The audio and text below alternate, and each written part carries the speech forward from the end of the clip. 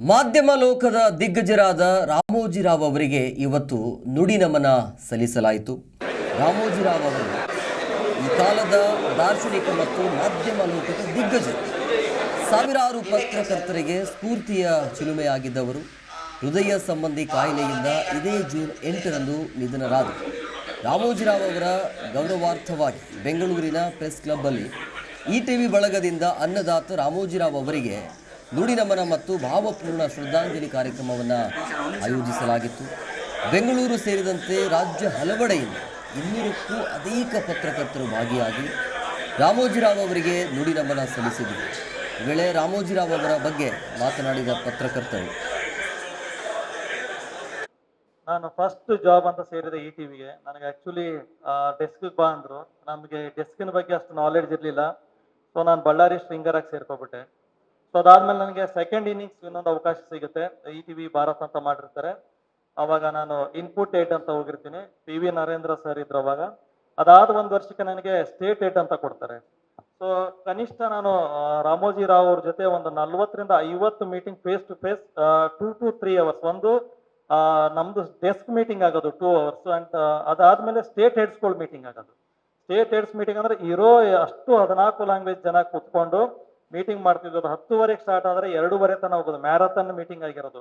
But ಅದ್ರಲ್ಲಿ ನನಗೆ ಇಷ್ಟ ಆಗ್ತಿದೆ ಏನಂತ, ನಮ್ಮ ಸ್ಟೇಟ್ ಮೀಟಿಂಗ್ ಮಾಡಿದಾಗ ತುಂಬಾ ಇಷ್ಟ ಆಗುತ್ತೆ ಸರ್. ಯಾಕಂದ್ರೆ ಸರ್ ಯಾವತ್ತು ಫ್ರೆಶ್ ಆಗಿ ಯಾರು ಜಾಯ್ನ್ ಆಗಿದ್ದಾರೆ ಅವ್ರನ್ನ ತುಂಬಾ ಇಂಟ್ರಾಕ್ಟ್ ಮಾಡ್ಸೋರು.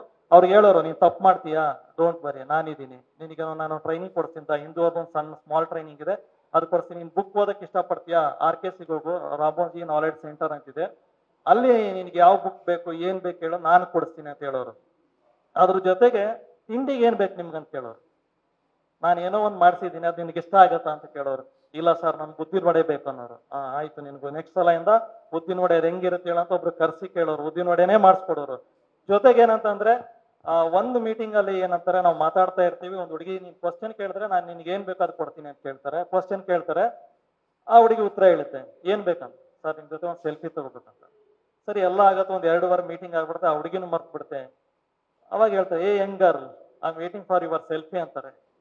ಸೊ ಅವ್ರ ಜೊತೆ ಬಂದು ಎಲ್ಲರ ಜೊತೆನೂ ಸೆಲ್ಫಿ ತಗೊಂಡು ಕಳಿಸ್ತಾರೆ. ಅಂದ್ರೆ ಅವ್ರಿಗೆ ಎಷ್ಟು ಜೀವನ ಬಗ್ಗೆ ಪ್ರೀತಿ ಅಂತ ನಾನು ಹೇಳ್ಬೇಕು ಅಂತಂದ್ರೆ, ಪ್ರತಿಯೊಬ್ಬರಿಗೂ ಟೈಮು. ಆ ಟೈಮ್ ಎಷ್ಟು ಅಂತಂದ್ರೆ 2.5 ಗಂಟೆ ಮೀಟಿಂಗ್ ಅಂದ್ರೆ 2.5 ಗಂಟೆಲ್ಲ ಆ ಮೀಟಿಂಗ್ ಮುಗಿಸ್ಬೇಕು. ಆಮೇಲೆ ಇನ್ನೊಂದು ಖುಷಿ ಆಗೋದು ಏನಂತಂದ್ರೆ, ಅವ್ರಿಗೆ ವಿಷನರಿ ಇದ್ರು. ಹೆಂಗಿದ್ರು ಅಂತ ಅದನ್ನೂ ಹೇಳ್ತೀನಿ. ಒಂದು ಓಮ್ ಸಿಟಿ ಅಂತ ಪ್ಲಾನ್ ಮಾಡಿರ್ತಾರೆ. ಓಮ್ ಸಿಟಿ ಪ್ಲಾನ್ ಏನು ಅಂತಂದ್ರೆ, ಇಡೀ ರಾಮೋಜಿ ಫಿಲ್ಮ್ ಸಿಟಿಯಿಂದ ರಾಮೋಜಿ ಒಂದು 8 ಕಿಲೋಮೀಟರ್ ಸ್ಟ್ರೆಚ್ ಬರುತ್ತೆ. ಎರಡೂ ಬದಿಯಲ್ಲಿ ನಮ್ಮ ದೇಶದಲ್ಲಿ ಇರುವಂತಹ 200 ಫೇಮಸ್ ಟೆಂಪಲ್ಗಳು ಸೇಮ್ ಯಥಾವತ್ ಆ ಟೆಂಪಲ್ಗಳು ಏನಿದಾವೆ, ಯಾವ ಮಾರ್ಬಲ್ ಅಲ್ಲಿ ಮಾಡಿದಾರೆ, ಯಾವ ಕಲ್ಲಲ್ಲಿ ಮಾಡಿದಾರೆ, ಅದೇ ರೀತಿಗೆ ಮಾಡೋದು. ಅಲ್ಲಿ ಹೆಂಗ್ ಪೂಜೆ ಆಗುತ್ತೆ ಅದೇ ಮೂರ್ತಿ ಪೂಜೆ ಮಾಡೋದು ಅಂತ ಇತ್ತು.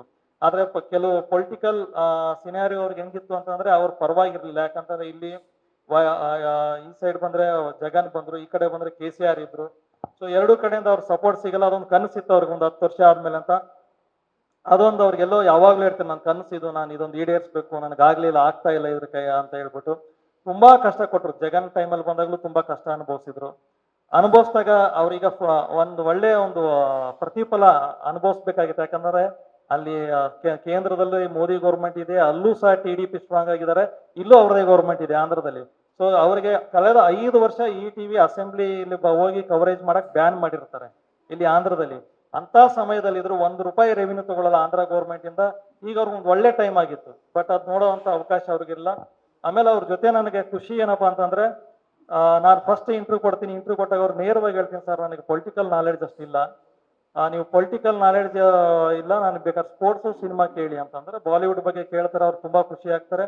ಆದ್ಮೇಲೆ ಹೇಳ್ತಾರೆ, ಆಯ್ತು ನೀನ್ ರೀಲೊಕೇಟ್ ಮಾಡು ಅಂತ ಹೇಳ್ಬಿಟ್ಟು ಸ್ವೀಟ್ ಕೊಡ್ತಾರೆ. ನಾನು ಬಿಡೋ ದಿವ್ಸನೂ ಹೋಗಿ ಅವ್ರ ಹತ್ರ ಹೇಳ್ತೀನಿ, ಸರ್ ನಾನು ಬಿಡ್ತಾ ಇದ್ದೀನಿ, ಹಿಂಗೆ ಒಂದು ಹೊಸ ಲಾಂಚ್ ಮಾಡ್ತಾ ಇದ್ರೆ ಅದಕ್ಕೆ ಹೆಡ್ ಆಗಿ ಕೊಟ್ಟಿದ್ದಾರೆ ಅಂತ. ಸೊ ಅವಾಗ ಹೇಳ್ತಾರೆ, ನೋಡು, ಸಾವಿರಾರು ಜನ ನನ್ನ ಸಂಸ್ಥೆಯಲ್ಲಿ ಕಲ್ತಿದ್ದಾರೆ, ನನಗೆ ಖುಷಿ, ನನ್ನ ಸಂಸ್ಥೆಯಿಂದ ಒಬ್ಬ ಇನ್ನೊಂದು ಸ್ಟೆಪ್ ಮುಂದಕ್ಕೆ ಹೋಗ್ತಾನೆ ಅಂತಂದ್ರೆ ನಾನು ನನ್ನಷ್ಟು ಖುಷಿ ಪಡೋನು ಯಾರು ಇಲ್ಲ, ಹೋಗಿ ಚೆನ್ನಾಗಿ ಮಾಡು. ಆದ್ರೆ ಅದರಲ್ಲೂ ಒಂದು ಮಾತು ಹೇಳ್ತಾರೆ, ಮತ್ತೆ ತಿರುಗಿ ನನ್ನ ಸಂಸ್ಥೆಗೆ ಬಾ, ನಾನು ನಿನ್ನ ವೆಲ್ಕಮ್ ಮಾಡಕ್ಕೆ ಇಲ್ಲೇ ನಿಂತಿರ್ತೀನಿ. ಅವ್ರು 9th ಫ್ಲೋರ್ ಕಾರ್ಪೊರೇಟ್ ಆಫೀಸಲ್ಲಿ ಏನು ನಾನು ಇಂಟರ್ವ್ಯೂ ಮಾಡಿದ್ರು ಅದೇ ಆಫೀಸಲ್ಲಿ ಹೋಗಿ ನಾನು ಅವ್ರಿಗೆ ಹೇಳ್ಬಿಟ್ಟು ಬಂದಾಗ ಒಂದು ಮತ್ತೆ ಸ್ವೀಟ್ ಕೊಟ್ಟು ಕಳಿಸಿದ್ರು. ಬಟ್ ನಾನು ಅನ್ಕೊಂಡಿದ್ದೆ ಯಾವಾಗಲೂ ಇನ್ನೊಂದು ರೂಪದಲ್ಲಿ ಅವ್ರು ಏನೋ ಒಂದು ಮಾಡ್ಬೋದು, ಅವಾಗಾದ್ರೂ ನಾವು ಅವ್ರ ಜೊತೆ ಇನ್ನೊಂದ್ಸಲ ಸೇರ್ಬೋದು ಅಂತ ಹೇಳ್ಬಿಟ್ಟು, ಯಾಕಂತಂದ್ರೆ ಈಗಲೂ ಸಹ ನಾನು ಅವರು ಮೊಮ್ಮಗಳಿದ್ದಾರೆ ಬೃಹತಿ ಅಂತ ಹೇಳ್ಬಿಟ್ಟು ETV ಭಾರತ್ MD ಬಂದು ಅವರೇ. ಅವ್ರಿಗೆ ಹೇಳಿದೆ, ಮೇಡಮ್ ನಾವ್ ಹಿಂಗ್ ಮಾಡ್ತಾ ಇದೀವಿ ಅಂತ, thank you very much for your gratitude ಅಂದ್ರು. ಬಾಪಿ ನೀಡು ಸರ್ ಸಹ ಅದಕ್ಕೊಂದು ರಿಪ್ಲೈ ಮಾಡಿದ್ರು. ಈಗ ನಾನು ಹೊರಗಡೆ ಇದೀನಿ ರವಿ, ನಾನು ಇಲ್ಲಾಂದ್ರೆ ಒಂದು ಫೋನ್ ಮಾಡಾದ್ರೂ ಒಂದು ಥ್ಯಾಂಕ್ಸ್ ಹೇಳ್ಬೋದು ಆರ್ಗನೈಸರ್ಗೆ ಅಂತ. ನಾಗರಾಜ್ ಅವರೇ, ಆನಂದ್ ಅವರೇ, ನಾನು ಅವರು ಥ್ಯಾಂಕ್ಸ್ ಹೇಳಿದಾರೆ ನಿಮ್ಗೆಲ್ಲ. ಅದ್ರ ಜೊತೆಗೆ ಏನಂತಂದ್ರೆ ಸಾವಿರಾರು ಜನ, ಒಂದು ಇನ್ಸಿಡೆಂಟ್ ಹೇಳ್ಬಿಡ್ತೀನಿ ಏನಾಗುತ್ತೆ ಅಂತಂದ್ರೆ, ನಾವೆಲ್ಲ ಮೀಟಿಂಗ್ ಮಾಡ್ತಾ ಇದ್ವಿ ಎಡ್ಸಲಿ ಯಾರೋ ಒಬ್ರು ಬಂದು ಹಿಂದಿಯವ್ರು ಹೇಳ್ಬಿಡ್ತಾರೆ, ಸರ್ ಆ ಕಡೆ ಹುಡುಗ ಜಾಸ್ತಿ ಆ ಸೈಡ್ ಹೋಗ್ತಾರೆ ಮೇಲ್ಗಡೆ, ಸೊ ಅದನ್ನ ರಿಸ್ಟ್ರಿಕ್ಟ್ ಮಾಡ್ಬೇಕು ಅಂತ ಹೇಳ್ತಾರೆ. No, we can't do that ಅಂತಂದ್ರೆ, ವೈ ಸರ್ ಅಂತ ಕೇಳ್ತಾರೆ. ಅವಾಗ ಹೇಳ್ತಾರೆ, ಸಾವಿರಾರು ಜನ ETVಲಿ ಬಂದು ಇವತ್ತು ಹ್ಯಾಪಿಯಾಗಿ ಮದುವೆಯಾಗಿ ಜೀವನ ನಡೆಸ್ತಾ ಇದ್ದಾರೆ. ಸೊ ಇದು ಬರೀ ಅವ್ರಿಗೆ ಏನಂತಂದ್ರೆ, ಬರೀ ಇದು ಒಂಥರ ಬಂದು ಓದೆ ಕಲ್ತೆ ಅಂತಲ್ಲ, ಇಲ್ಲಿ ಜೀವನನೂ ರೂಪಿಸ್ಕೋಬೇಕು. ಅವರು ತುಂಬಾ ಜನ ರೂಪಿಸ್ಕೊಂಡಿದ್ದಾರೆ, ಸಕ್ಸಸ್ಫುಲ್ ಆಗಿದ್ದಾರೆ. ನಾನು ಇದು ನೋಡಿ ನಾನು ಖುಷಿ ಪಡ್ತೀನಿ. ಯಾಕಂತಂದ್ರೆ ನನ್ನ ಸಂಸ್ಥೆಯಲ್ಲಿ ಬಂದು ಒಂದೆರಡು ಜೀವಗಳು ಒಂದಾಗ್ತವೆ ಅಂತಂದ್ರೆ, ಎಲ್ಲೋ ಯಾವುದೋ ಎಷ್ಟೊಂದು ಜನ ಯಾವುದೋ ಸ್ಟೇಟ್, ಅವ್ರಿಗೆ ಆ ಭಾಷೆ ಬರಲ್ಲ, ಇವ್ಗೆ ಈ ಭಾಷೆ ಬರಲ್ಲ, ಆದ್ರೂ ಮದುವೆ ಖುಷಿಯಾಗಿದ್ದಾರೆ. ಸೊ ಇದನ್ನ ನಾನು ಖುಷಿ ಕೊಡೋದು. ಎಲ್ಲೇ ಇರಲಿ ನನ್ನಿಂದ ಒಂದು ಕುಟುಂಬ ನಡೀತಾ ಇದೆ ಅನ್ನೋದು ಖುಷಿ ಅಂತ ಅಂದ್ರು. ಅದ್ರ ಜೊತೆಗೆ ಇನ್ನೊಂದು ಅವರು ಇನ್ಸಿಡೆಂಟ್ ಹೇಳ್ಬೇಕು. ಈ ರಿಸಿಷನ್ ಟೈಮಲ್ಲಿ ಒಂದು 100 ಜನಕ್ಕೆ ಲಿಸ್ಟ್ ಕೊಟ್ಟಿರ್ತಾರಂತೆ, ತೆಗೆದು ಬಿಡೋಣ ಇವ್ರನ್ನ, ಯಾಕಂದ್ರೆ ಎಲ್ಲರ ತಾವು ತೆಗಿಬೇಕು ಅಂತ. ರಾಮೋಜಿರಾವ್ ಹತ್ರ ಹೋಗ್ತಾರೆ, ಸರ್ ನಾವು ಲಿಸ್ಟ್ ಮಾಡಿದೀವಿ, ಸೊ ಕಟ್ ಆಫ್ ಮಾಡ್ಬಿಡೋಣ ನಾವು ಮ್ಯಾನ್ ಪವರ್ ಅಂತ. ಸೊ ರಾಮೋಜಿರಾವ್ ಹೇಳ್ತಾರೆ, ನೋಡು ಈಗ ಈಕ್ವಲ್ ಲೆವೆಲ್ ಆಫ್ ಪ್ಲೇಯಿಂಗ್ ಇಲ್ಲ, ಅಂದ್ರೆ ನೀವು ಕೆಲಸ ಬಿಟ್ರೆ ಬೇರೆ ಎಲ್ಲೂ ಕೆಲಸ ಸಿಗಲ್ಲ. ಇಂಥ ಟೈಮಲ್ಲಿ ನಾನು ಅವ್ರ ಜೊತೆಗೆ ನಿಂತ್ಕೋಬೇಕು. ಅದು ಬಿಟ್ಬಿಟ್ಟು ನಾವ್ ಈಗ ಅವ್ರಿಗೆ ತೆಗೆದ್ರೆ, ಇಷ್ಟು ವರ್ಷ ನಾನು ನನ್ನ ಜೊತೆ ಅವ್ನು ದುಡ್ದಿದ್ದಾನೆ ಅಂದ್ರೆ ನಾವೇನ್ ಕೊಡ್ತಾ ಇದೀವಿ ಅವನಿಗೆ. ಸೊ ಇದಲ್ಲ, ಯಾವತ್ತು ಕಷ್ಟಕ್ಕೆ ಅವ್ರ ಜೊತೆಗೆ ನಿಂತ್ಕೊಂಡ್ರೆ ಮಾತ್ರ ನಾನು ಅವ್ರಿಗೆ ಒಬ್ಬ ಬಾಸ್ ಅನ್ಸ್ಕೊಳ್ಳೋದು, ಒಂದು ಸಂಸ್ಥೆ ಅನ್ಸ್ಕೊಳ್ಳೋದು. ದಯವಿಟ್ಟು ಇದನ್ನ ಯಾರು ಮಾಡ್ತಾ ಇದ್ರೆ ಇದು ಆಗக்கூಡುದು. ಅವ್ರಿಗೆ ಯಥಾವತ್ ಹೈಕ್ ಕೊಡಿ, ಯಾರನ್ನೂ ನಾವು ತೆಗೆಯೋದಿಲ್ಲ ಅಂತ ಹೇಳಿರ್ತಾರೆ. ಈ ರೀತಿ ಉದಾಹರಣೆಗಳು ತುಂಬಾ ಜನ ಸಿಕ್ಕಾಗಿರ್ತಾರೆ. ಸಿಕ್ಕಾದ್ರೂ ಸಹ ರಾಮೋಜಿ ಫಿಲ್ಮ್ ಸಿಟಿಯಲ್ಲಿ ನೀವು ನಂಬ್ತಿರೋ ಇಲ್ವೋ, ಖುದ್ದಾಗ ಅವರೇ ಫೋನ್ ಮಾಡಿ ಹೇಳ್ತಾರೆ, ನೀನು 1 ವರ್ಷ ಆದ್ರೂ ಪರವಾಗಿಲ್ಲ, ಬೆಡ್ಡಲ್ಲಿ ಇದ್ರೂ ಪರವಾಗಿಲ್ಲ, ನಿನ್ ಸಂಬಳ ನೀನ್ ಬರುತ್ತೆ, ನಾನಿದ್ದೀನಿ ಅಂತ. ಇಂಥ ಒಂದು ಇದು. ಆಮೇಲೆ ಎಷ್ಟೊಂದ್ ಸಲ ನಾವು ಸಣ್ಣ ಸಂಗತಿಗಳು ಹೇಳ್ತೀನಿ. ಯಾರೋ ಒಬ್ರು ಬಂದು, ಸರ್ ನನಗೆ 15,000 ಸಂಬಳ ಇದೆ, ನಾನು ಡಬಲ್ ಡಿಗ್ರಿ ಓದಿದ್ದೀನಿ, ನಾನು ಡಬಲ್ ಡಿಗ್ರಿ ಓದಿ ನನಗೆ 7,000 ಸಂಬಳ ಕೊಡ್ತೀರಾ ಅಂತ ಹೇಳ್ಬಿಟ್ಟು ಯಾಕೆ ಡಿಸ್ಕ್ರಿಮಿನೇಷನ್ ಅಂತ ಕೇಳಿದ್ರೆ ಇಮಿಡಿಯೇಟ್ ಅದೇ ಕ್ಷಣದಲ್ಲಿ ರೂಲ್ಸ್ ಚೇಂಜ್ ಮಾಡೋದು. ಎಲ್ಲರಿಗೂ ಒಂದೇ ರೂಲ್ಸ್. ಯಾಕಂತಂದ್ರೆ ನಾವಿಲ್ಲಿ ಕೊಡ್ತಾ ಇರೋದು ಸಮಾನತೆ ಇರಬೇಕು. ನನ್ನ ಸಂಸ್ಥೆಯಲ್ಲಿ ಯಾವುದೇ ರೀತಿ ಮೇಲು ಕೀಳು ಅನ್ನೋದು ಯಾವುದೂ ಇಲ್ಲ, ಎಲ್ಲರಿಗೂ ಈಕ್ವಲಿಟಿ ಇರ್ಬೇಕಂತ ಹೇಳೋರು. ಬಟ್ ಯಾವಾಗ್ಲೂ ಏನಂತ, ನಮ್ಗೆ ಯಾವತ್ತೂ ಅವ್ರು ನಮ್ ಬಾಸ್ ಅಂತ ಅನಿಸ್ತಾನಿಲ್ಲ. ಪ್ರತಿ ಸಲ ನಾವು ಮಾತಾಡಿದಾಗ ಏನಂತಂದ್ರೆ, ಯಾರೋ ನಮ್ಮ ಮನೇಲಿ ನಮ್ಮ ತಾತನ ಜೊತೆ ಮಾತಾಡ್ತಿದ್ದೀನಿ, ನಮ್ಮ ತಂದೆ ಜೊತೆ, ನಮ್ಮ ಹಿರಿಯರ ಜೊತೆ ಮಾತಾಡ್ತೀನಿ ಅಂತ ಅವ್ರು ಅದೇ ಪ್ರೀತಿಯಿಂದ ಕಳ್ಸೋರು. ನಮ್ಗೆ ಏನೇ ತಪ್ಪಾದ್ರೆ ಹೇಳೋರು, ನೋಡು ನೀನ್ ಕಲಿಯಕ್ ತುಂಬಾ ಟೈಮ್ ಇದೆ, ಹೆಂಗ್ ಇದೆಯಾ, ಕಲಿತೀರಾ, ಈ ರೀತಿ ಮಾಡಿ ಅಂತ ಹೇಳೋರು. ಇದುವರೆಗೂ ನನಗೆ ಖುಷಿ ಕೊಟ್ಟಿದೆ ಏನಂತಂದ್ರೆ, 4 ವರ್ಷ ಇದೆ, 4 ವರ್ಷದಲ್ಲಿ ಒಂದು ದಿವಸನ ಅವ್ರು ಎಡಿಟೋರಿಯಲ್ ಚೇಂಜ್ ಮಾಡಿ ನೀವು ಇದು ಯಾಕೆ ಮಾಡಿದೆ ಅಂತ ಕೇಳ್ತಿರಲ್ಲ. ಕೇಳ್ತಿದ್ದು ಒಂದೇ, ನೋಡು ಸಾವಿನ ಸುದ್ದಿ ಬಂದಾಗ ತಡ ಆದ್ರೂ ಪರವಾಗಿಲ್ಲ, ಕನ್ಫರ್ಮ್ ಮಾಡ್ಕೊಂಡೇ ಕೊಡಿ. ಯಾವುದೇ ಕಾರಣ ಅದು ಬಿಟ್ಟು ನೀನ್ ಏನ್ ಬೇಕಾದ್ರೂ ಮಾಡು, ವಿತ್ ಡಾಕ್ಯುಮೆಂಟ್ ಮಾಡು. ಆಮೇಲೆ ತುಂಬಾ ಇಂದ ತುಂಬಾ ಬರೋದು, ಆ ಸುದ್ದಿ ಕೊಡಿಸಿ, ಈ ಸುದ್ದಿ ಕೊಡಿಸಿ. ನಾವು ಹಿಂಸೆ ಕೊಡ್ತಿದ್ವಿ ನಮ್ಮ ಸೋಮಶೇಖರ್ ಅವ್ರಿಗೆ, ಇದ್ಯಾಕೆ ಮಾಡ್ಸಿಲ್ಲ, ಅದ್ಯಾಕೆ ಮಾಡ್ಸಿಲ್ಲ ಅಂತ. ಯಾಕಂದ್ರೆ ಅಲ್ಲಿ ಒತ್ತಡ ಹಂಗಿರೋದು. ನಮ್ ಗಂಗಾ ಪ್ರಸಾದ್ ಸರ್ ಅಂತ ಇದ್ರು, ಪ್ರತಿ ಸಲನು ಕೇಳೋರು, ರವಿ ಇದೇನಾಯ್ತು, ಇದೇನ್ ಬಂತ, ಸುದ್ದಿ ಬಂತ ಅಂತ ಹೇಳ್ಬಿಟ್ಟು. ಒಂಥರ ನಮಗೂ ಅದು ಸ್ಕೂಲು. ಅಲ್ಲಿಂದ ನಾವು ಟ್ರೈನ್ ಆದ್ವಿ. ನನ್ನಂತ ತುಂಬಾ ಜನ ಇದ್ದಾರೆ. ಇವತ್ತು ನಾನೇನಾದ್ರೂ ಅನ್ನ ತಿಂತಾ ಇದೀನಿ ಅಂದ್ರೆ ಅದ್ ಕಾರಣ ರಾಮೋಜಿರಾವ್. ಈ ಒಂದ್ ಕ್ಷಣ ನೆನ್ಸ್ಕೊಳಕ್ ತುಂಬಾ ಖುಷಿ ಆಗತ್ತೆ. ಯಾಕಂದ್ರೆ ಎಷ್ಟೋ ಜನ ರಾಮೋಜಿ ಫಿಲ್ಮ್ ಸಿಟಿ ಕಲ್ತವ್ರು ಯಾರು, ನಾನು ಹೇಳ್ತೀನಲ್ಲ, ತುಂಬಾ ಏನು ಪಾಶ್ ಆಗಿದ್ದವ್ರಂತಾರೆ ಏನೂ ಅಲ್ಲ, ಯಾವುದೋ ಹಳ್ಳಿ ಪ್ರತಿಭೆ, ಅವ್ನಿಗೆ ಏನೂ ಗೊತ್ತಿರಲ್ಲ. ಆಮೇಲೆ ತುಂಬಾ ಜನ ಅಂತ ರಾಮೋಜಿರಾವ್ ಲೆಫ್ಟ್ ಹಂಗೆ ಹಿಂಗೆ ಅಂತ, ಯಾವುದೂ ಆ ರೀತಿ ಇರ್ಲಿಲ್ಲ ಅವ್ರ ಇದ್ರಲ್ಲಿ. ತುಂಬಾ ಜನ ಅವ್ರ ಏನೋ ಟ್ಯಾಲೆಂಟ್ ನೋಡ್ಕೊಟ್ಟಿದಾರ. ನಮ್ಮ ಇದಷ್ಟೇ ಅದು. ಅವ್ರು ನೋಡ್ತಿದ್ ಬರೀ ಅವ್ರ ಬಡತನ. ಆಮೇಲೆ ಅವ್ರ ಒಂದ್ ಹೇಳ್ತಿದ್ ಯಾವಾಗ್ಲೂ, ನೀನ್ ರಿಕ್ರೂಟ್ ಮಾಡ್ಬೇಕಾದ್ರೆ ಒಂದು ತಲೆಯಲ್ಲಿ ಇಟ್ಕೋ ರವಿ, ಒಂದು ಅವ್ನ ಹಸಿವು ಇರ್ಬೇಕು, ಬಡತನ ಇರ್ಬೇಕು, ಇನ್ನೊಂದು ಏನಂತಂದ್ರೆ ಅವ್ನ ಪ್ಯಾಷನ್ ಇರ್ಬೇಕು, ಡೆಡಿಕೇಶನ್ ಇರ್ಬೇಕು. ನನಗೆ ಎಷ್ಟೇ ದಡ್ಡ ಆದ್ರೂ ಪರವಾಗಿಲ್ಲ, ಬೇಕಾದ್ರೆ 3rd ಕ್ಲಾಸ್ ಪಾಸಿನ ಲೆಕ್ಕ ತಗೋ ನೀನು, ಆದ್ರೆ ನನಗ್ ಬೇಕಾಗಿರೋದು ಕೋರ್ಮಂಗ್ಳಿಗೆ ಹೋಗ್ಬೇಕಾದ್ರೆ ಅವ್ರು ಹೇಳೋರು, ಇದೇ ನಂಬರ್ ಬಸ್ ಹತ್ ಹೋಗೋಣ ಹೇಳಿದ್ರೆ ಅದೇ ಬಸ್ ಹೋಗೋನ್ ಬೇಕಾಗಿಲ್ಲ. ನನಗೆ ಎಂತವ್ನು ಬೇಕು ಅಂತಂದ್ರೆ, ಇಲ್ಲ ಇಲ್ಲಿ ಹಿಡ್ಕೊಂಡು ನಾನು ಇನ್ನೊಂದು ಬಸ್ ಹತ್ ಹೋಗ್ಬೋದು, ಇದಕ್ಕೆ ಯಾವ MGBSಗೆ ಅಂತ ತಲೆ ಇರೋನು ತಗೋ, ಬಟ್ ಡೆಡಿಕೇಶನ್ ಇರ್ಬೇಕು ಸಂಸ್ಥೆಗೆ ಅಂತವ್ರು ತಗೋ, ನಾನ್ ರೆಡಿ ಮಾಡ್ತೀನಿ, ಡೆಡಿಕೇಶನ್ ಇರ್ಲಿ ಅಂತ ಅನ್ನೋರು. ಸೊ ನಾವು ರಿಕ್ರೂಟ್ ಹಂಗೆ ಮಾಡಿದ್ವಿ. ಥ್ಯಾಂಕ್ ಯು, ಇದೊಂದು ಅವಕಾಶ ಕೊಟ್ಟಿದ್ವಿ ಆನಂದ್ ಅವ್ರಿಗೆ, ನಾಗರಾಜ್ ಅವ್ರಿಗೆ, ಥ್ಯಾಂಕ್ ಯು.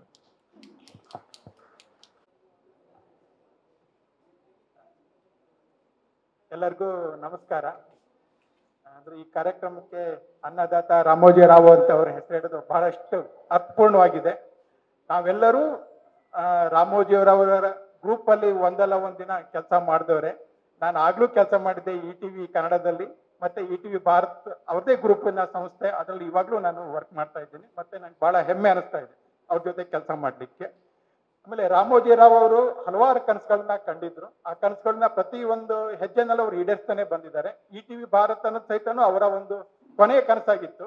ಇದು ನನ್ನ ಲಾಸ್ಟ್ ಡ್ರೀಮು, ಇದು ಸಕ್ಸಸ್ ಆಗಬೇಕು ಅಂತ ಹೇಳಿ ಅವ್ರು ಬಹಳಷ್ಟು ಅಪೇಕ್ಷೆ ಪಟ್ಟಿದ್ರು. ಆ ನಿಟ್ಟಿನಲ್ಲಿ ETV ಭಾರತ್ ಹೆಜ್ಜೆ ಹಾಕ್ತಾ ಇದೆ. ಅಂದ್ರೆ ಎಲ್ಲ ಎಥಿಕ್ಸ್ ಇಟ್ಕೊಂಡು, ಮೌಲ್ಯಗಳನ್ನ ಇಟ್ಕೊಂಡು, ವ್ಯಾಲ್ಯೂಸ್ ಇಟ್ಕೊಂಡು ಯಶಸ್ಸಿನತ್ತ ಅದು ಸಾಕ್ತಾ ಇದೆ.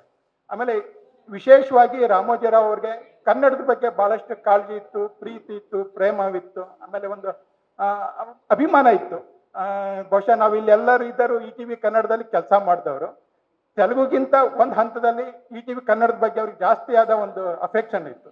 ಆಮೇಲೆ ETV ಕನ್ನಡ ಸಹಿತನೂ ಬಹುಶಃ ರಾಮಕೃಷ್ಣ ಉಪಾಧ್ಯಾಯ ಸರ್ ಗೊತ್ತಿರ್ಬೋದು, ಆ ಟೈಮಲ್ಲಿ ಸ್ಟ್ಯಾಂಡರ್ಡ್ ವಿಚಾರದಲ್ಲಿ ಬಹಳಷ್ಟು ಟಾಪ್ ಲೆವೆಲ್ ಅಲ್ಲಿ ETV ಕನ್ನಡ ಇತ್ತು. ಈಗೂ ಸಹಿತನು ETV ಭಾರತ್ ಪ್ರತಿ ರಾಜ್ಯದಲ್ಲೂ ಅವರು ಪ್ರಾದೇಶಿಕವಾಗಿ ETV ಭಾರತ್ ಡಿಜಿಟಲ್ ಮೀಡಿಯಾನ ಸ್ಥಾಪನೆ ಮಾಡಿದ್ದಾರೆ. ಅದರಲ್ಲೂ ETV ಭಾರತ್ ಕನ್ನಡ ಟಾಪ್ ಅಲ್ಲೇನೆ ಇದೆ. ಹಾಗೆ ಹಲವಾರು ಅದ್ರದ್ದು ಪರಿಶ್ರಮನೂ ಇದೆ. ಆಮೇಲೆ ಕನ್ನಡದ ಬಗ್ಗೆ ಬಹಳಷ್ಟು ಅತೀವವಾದ ಆಸಕ್ತಿಯನ್ನು ಹೊಂದಿದ್ರು. ರಾಜಕಾರಣ ಇರ್ಬೋದು, ಇಲ್ಲಿಯ ಭೌಗೋಳಿಕ ವಿಶೇಷತೆ ಇರ್ಬೋದು, ಆಮೇಲೆ ಜನಜೀವನ ಇರ್ಬೋದು, ಅದಕ್ಕೆಲ್ಲ ಅವ್ರದ್ದೇ ಆದ ಕೆಲವು ಮಾಹಿತಿಗಳನ್ನ ಅವರು ಸಂಗ್ರಹ ಮಾಡ್ತಾ ಇದ್ರು. ಆಮೇಲೆ ಹಿಂಗೆ ನಮ್ಗೆ ಅವ್ರ ಬಗ್ಗೆ ಬಹಳಷ್ಟು ಮಾತಾಡ್ಲಿಕ್ಕೆ ಒಂದ್ ಸ್ವಲ್ಪ ನೋವು ಮತ್ತೆ ದುಃಖ ಅನಿಸ್ತಾ ಇದೆ. ಬಟ್ ಅಂದ್ರೆ ಇನ್ನೂ ಒಂದು 5 ವರ್ಷನಾರು ಅವರು ನಮ್ಮ ಜೊತೆ ಇರ್ಬೇಕಿತ್ತು ಅಂತ ಹೇಳಿ ನನಗೆ ಅನಿಸ್ತಾ ಇದೆ. ಕೊನೆಯದಾಗಿ ಅವ್ರಿಗೆ ಕ್ರಿಮಿಯೇಷನ್ಗೂ ನಾನು ಹೋಗಿದ್ದೆ, ಅದೊಂದು ಅವಕಾಶ ಸಿಕ್ಕಿದ್ದು ನಾನು ಭಾಗ್ಯ ಅಂತ ಭಾವಿಸ್ಕೊಂಡೆ. ಅವರು ಡೆತ್ ಆದ ದಿನನೇ ಕ್ರಿಮಿಯೇಷನ್ ಅಂತ ಮಾಹಿತಿ ಇತ್ತು, ಅವತ್ತು ಹೋಗ್ಲಿಕ್ಕೆ ಆಗಲ್ಲ ಅಂತ ಹೇಳಿ ನಾನು ಸುಮ್ಮನಾಗಿದ್ದೆ. ಬಟ್ ಆದ್ರೆ ಮರುದಿನನೂ ಅವಕಾಶ ಇದೆ ಅಂದಾಗ ಹೋಗಿದ್ದೆ. ಒಂದು 11:30 ಗಂಟೆ ಸುಮಾರು ಅಂತ್ಯಕ್ರಿಯೆ ಇತ್ತು. ಆಮೇಲೆ ಅವರ ಕ್ರಿಮಿಯೇಷನ್ ಸಹಿತನು ಎಲ್ಲಿ ನಡಿಬೇಕು ಅನ್ನೋದು ಸಹಿತನು ಅವರು ಜಾಗ ಗುರ್ತು ಮಾಡಿ ಅಲ್ಲಿ ಅದಕ್ಕೊಂದು ಮಂಟಪ ಸಹಿತನು ಕಟ್ಟಿಡಿದ್ರು. ಇಲ್ಲೇ ನಾನು ಕ್ರಿಮಿಯೇಷನ್ ಆಗ್ಬೇಕು ಅಂತಾನು ಸಹಿತ ಇದ್ದಿದ್ರು. ಆಮೇಲೆ ನಮ್ಗೆಲ್ಲರಿಗೂ ಮಾದರಿ ಅವರಿಗೆ ರಾಮೋಜಿ ರಾವ್ ಅವರೇ ಸಾಟಿ. ಆಮೇಲೆ ನಾನು ಕೆಲವು ಟೈಮ್ ಈಗ ಸಂದೇಶ ಹಾಕ್ಬೇಕಾದ್ರೆ ರಾಮೋಜಿ ರಾವ್ ಅವರು ಹುಟ್ಟು ಬರ್ಲಿ ಅಂತ ಹೇಳಿ ನಾನು ಬಯಸಿದ್ದೆ. ಇವಾಗೂ ಅಷ್ಟೇನೆ ರಾಮೋಜಿ ರಾವ್ ಅವರು ಹುಟ್ಟು ಬಂದು ನಮ್ಮತ್ತ ಹಲವಾರು ಜನರಿಗೆ ಅವರು ಅನ್ನದಾತರಾಗಿರ್ಲಿ ಅಂತ ಹೇಳಿ ನಾನು ಅಪೇಕ್ಷೆ ಪಡ್ತೀನಿ. ಥ್ಯಾಂಕ್ ಯು ಎಲ್ಲರೂ. ಈಗ ನಮ್ಮನ್ನ ಜಿ ಕನ್ನಡ ನ್ಯೂಸ್ ಈಗ ನಿಮ್ಮ ಮನೆಯಲ್ಲೇ ನೋಡಿ. ಎಲ್ಲ ಕೇಬಲ್ಗಳಲ್ಲಿ ಈಗ ಲಭ್ಯ.